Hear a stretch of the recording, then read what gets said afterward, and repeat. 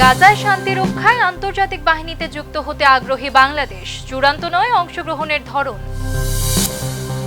ইরানের বিক্ষোভে সুযোগ খুঁজছেন ট্রাম্প ও নেতানিয়াহু, ভেনেজুয়েলা মডেলে শক্তি প্রয়োগ আলোচনায়।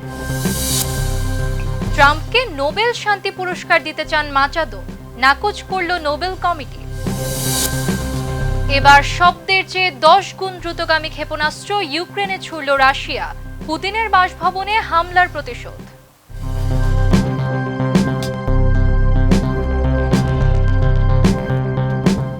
দর্শক, আমন্ত্রণ মাই টিভি আই নিউজে। এতক্ষণ দেখছিলেন শিরোনাম, সাথে আছি আমি আমাতুল আজিজ উর্মি।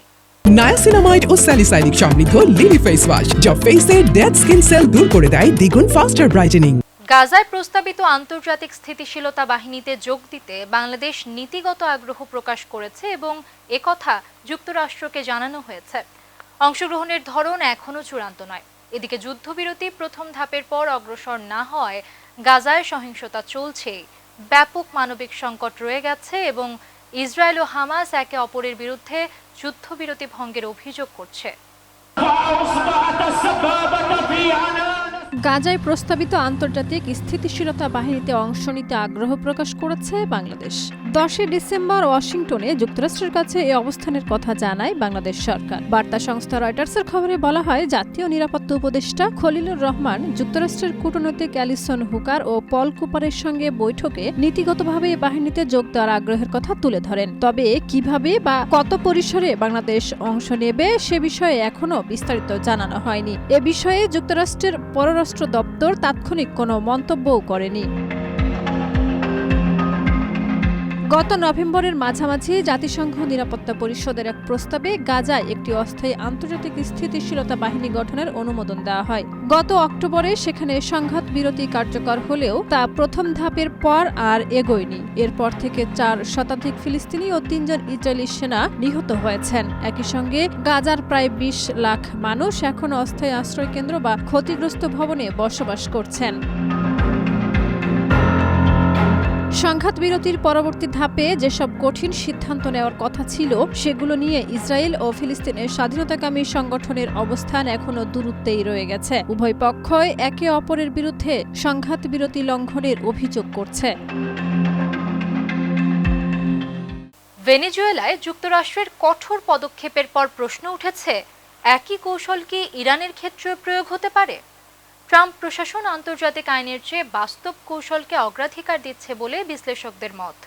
ইরানে চলমান বিক্ষোভ ও ট্রাম্পের হুঁশিয়ারির কারণে দেশটির নতুন করে আলোচনায় এসেছে। যদিও ভেনেজুয়েলা ও ইরানকে একভাবে দেখা হচ্ছে না, তবুও ভেনেজুয়েলার ঘটনার প্রভাব ভবিষ্যতে ইরান সহ অন্য অঞ্চলেও পড়তে পারে।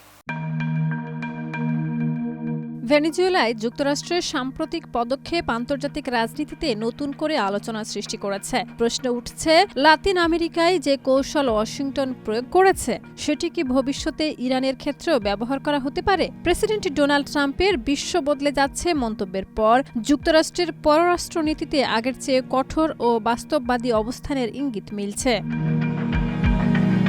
ভেনেজুয়েলার তেলবাহী জাহাজ আটক, সমুদ্রপথ নিয়ন্ত্রণ এবং শক্তি প্রয়োগের মাধ্যমে যুক্তরাষ্ট্র একটি শক্ত বার্তা দিয়েছে। বিশ্লেষকদের মতে এতে দ্বিতীয় বিশ্বযুদ্ধ পরবর্তী আন্তর্জাতিক ব্যবস্থার দুর্বলতা আরও স্পষ্ট হয়েছে। সম্প্রতি যুক্তরাষ্ট্র একাধিক আন্তর্জাতিক সংস্থা থেকে সরে দাঁড়িয়েছে এবং আন্তর্জাতিক আইনের চেয়ে নিজেদের কৌশলগত স্বার্থকে অগ্রাধিকার দিচ্ছে। ইরানের চলমান বিক্ষোভ পরিস্থিতিকে আরও জটিল করে তুলেছে। বিক্ষোভকারীদের দমন করা হলে কঠোর পদক্ষেপ নেওয়ার হুঁশিয়ারি দিয়েছেন ডোনাল্ড ট্রাম্প। ফলে ভেনেজুয়েলার ঘটনার পর ইরানও আলোচনার কেন্দ্রে চলে এসেছে। ওয়াশিংটনের বিশ্লেষকদের মতে ভেনেজুয়েলা যুক্তরাষ্ট্রের পশ্চিম গোলার্ধ নীতির অংশ হলেও ইরান জড়িত পারমাণবিক কর্মসূচি আঞ্চলিক নিরাপত্তা ইস্যুর সঙ্গে। তাই দুই দেশকে একভাবে দেখা না হলেও ঝুঁকি পুরোপুরি উড়িয়ে দেওয়া যাচ্ছে না। আইনি দিক থেকেও বিষয়টি বিতর্কিত।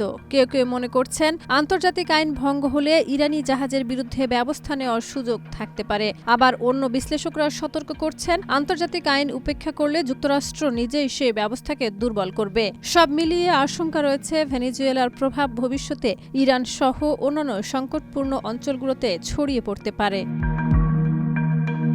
শাহিদা রুবি, মাই টিভি। নোবেল কমিটি জানিয়েছে পুরস্কার শেয়ার বা হস্তান্তর করা যায় না। মাচাদো ট্রাম্পকে পুরস্কার দেওয়ার প্রস্তাব দেওয়ার পর এই ব্যাখ্যা এসেছে। মাচাদো আগামী সপ্তাহে যুক্তরাষ্ট্র সফরে যাচ্ছেন এবং ট্রাম্পের সঙ্গে আলোচনা করবেন। সফরটি এমন সময় হচ্ছে যখন যুক্তরাষ্ট্র ভেনেজুয়েলার সম্পর্ক উত্তপ্ত।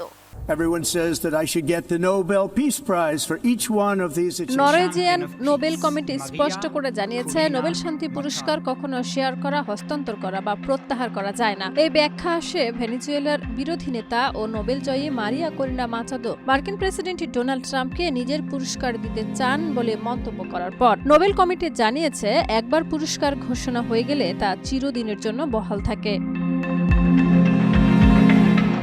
সংবাদ সংস্থা এনডিটিভি জানিয়েছে মাচাদো আগামী সপ্তাহে যুক্তরাষ্ট্র সফর করবেন এবং ট্রাম্পের সঙ্গে এই প্রস্তাব নিয়ে আলোচনা করবেন। এটি এমন এক সময়ে ঘটছে যখন যুক্তরাষ্ট্র ভেনেজুয়েলার সম্পর্ক ইতিহাসের সবচেয়ে উত্তপ্ত পর্যায়ে রয়েছে।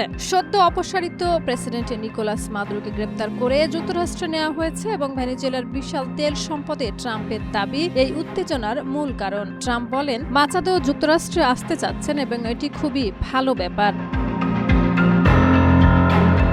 মাদক সন্ত্রাসে জড়িত থাকার অভিযোগে মাদুরোকে গ্রেপ্তার করার পরও মাচাদো ভেনেজুয়েলার সর্বোচ্চ পদে অধিষ্ঠিত হননি। তার স্থলাভিষিক্ত হন ভাইস প্রেসিডেন্ট ডেলসি রদ্রিগেজ। এর আগে ট্রাম্প বহুবার নিজেকে নোবেল শান্তি পুরস্কারের যোগ্য প্রার্থী হিসেবে উল্লেখ করেছেন। তার মতে দ্বিতীয় মেয়াদে প্রেসিডেন্ট হওয়ার প্রথম ৮ মাসে তিনি ৮টি বড় সংঘাত থামিয়েছেন, যা স্বতন্ত্র নোবেল পুরস্কারের যোগ্য। সেখানে তিনি ২০০৯ সালে দায়িত্ব গ্রহণের পর তৎকালীন প্রেসিডেন্ট বারাক ওবামাকে সমালোচনা করেছেন, বলেছিলেন ওবামা আসলে কিছুই করেননি। মাচাদোর আসন্ন যুক্তরাষ্ট্র সফর প্রসঙ্গে ট্রাম্প বলেন তিনি আসবেন আমাদের দেশকে সম্মান জানাতে, কিন্তু আসলে তিনি দেশের প্রতিনিধি হিসেবে আমার কাছে আসছেন। পুতিনের বাসভবনে ড্রোন হামলার প্রতিশোধে ইউক্রেনে অত্যন্ত দ্রুতগতির ওরেশনিক ব্যালিস্টিক ক্ষেপণাস্ত্র ছুড়েছে রাশিয়া। ক্রেমলিনের দাবি শব্দের চেয়ে 10 গুণ দ্রুতগামী এই ক্ষেপণাস্ত্র প্রতিহত করা অসম্ভব। 5000 কিলোমিটার পাল্লার ওরেশনিক পারমাণবিক ওয়ারহেড বহনেও সক্ষম। তবে বিশ্লেষকদের মতে এটি মূলত ইউক্রেনকে মানসিক চাপে রাখার কৌশল। По данным социологов, все больше পুতিনের বাসভবনে ড্রোন হামলার প্রতিশোধ হিসেবে ইউক্রেনে বিশ্বের অন্যতম দ্রুতগতির ব্যালিস্টিক ক্ষেপণাস্ত্র ওরেশনিক নিক্ষেপ করেছে রাশিয়া। ক্রেমলিনের দাবি শব্দের গতির চেয়ে প্রায় 10 গুণ দ্রুত চলতে সক্ষম এই মাঝারি পাল্লার ক্ষেপণাস্ত্র প্রতিহত করার মতো কার্যকর আকাশ প্রতিরক্ষা ব্যবস্থা বর্তমানে বিশ্বের কারোর নেই। তবে এর প্রকৃত সক্ষমতা ও কার্যকারিতা নিয়ে আন্তর্জাতিক অঙ্গনে প্রশ্ন উঠেছে। গত ডিসেম্বরে রুশ প্রেসিডেন্ট ভ্লাদিমির পুতিনের সরকারি বাসভবনে ড্রোন হামলার জন্য ইউক্রেনকে দায়ী করে মস্কো। কিয়েভ দায় অস্বীকার করলেও রাশিয়া প্রতিশোধের প্রস্তুতি নেয়। সেই ধারাবাহিকতায় ৯ জানুয়ারি ইউক্রেন ও ইউরোপীয় ইউনিয়নের কয়েকটি দেশের সীমান্ত সংলগ্ন এলাকায় ওরেশনিক নামের এই মাঝারি পাল্লার ব্যালিস্টিক ক্ষেপণাস্ত্র ছোড়ে রুশ বাহিনী। ক্রেমলিন জানায় ওরেশনিক হাইপারসনিক গতিতে চলতে পারে এবং একসঙ্গে একাধিক লক্ষ্যবস্তুতে ওয়ারহেড নিক্ষেপে সক্ষম। ২০২৪ সালের নভেম্বরের পর এটি ইউক্রেনে দ্বিতীয়বার ব্যবহার করা হলো।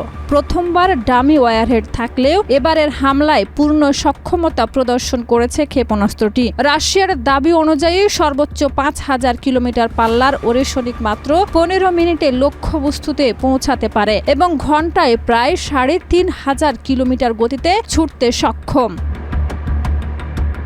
এই ক্ষেপণাস্ত্র পারমাণবিক ওয়ারহেড বহনের ক্ষমতা রাখায় প্রয়োজনে একে পরমাণু অস্ত্রে রূপান্তর করা সম্ভব। ২০২৪ সাল থেকে রাশিয়া ওরেশনিক ধারাবাহিক উৎপাদন শুরু করেছে এবং মিত্র দেশ বেলারুশের কাছেও এটি সরবরাহ করছে।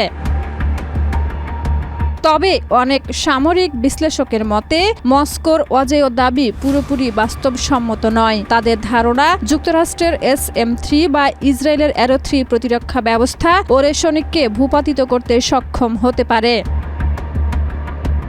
বিশ্লেষকদের মতে সামরিক প্রয়োজনে পাশাপাশি ইউক্রেন ও তার মিত্রদের মধ্যে আতঙ্ক ও মনস্তাত্ত্বিক চাপ সৃষ্টি এ ধরনের ব্যয়বহুল ক্ষেপণাস্ত্র ব্যবহারের মূল লক্ষ্য। Shahida Ruby, MyTV. দর্শক, এই ছিল আজকের মাইটিভি আই নিউজ। ধন্যবাদ এতক্ষণ সাথে থাকার জন্য।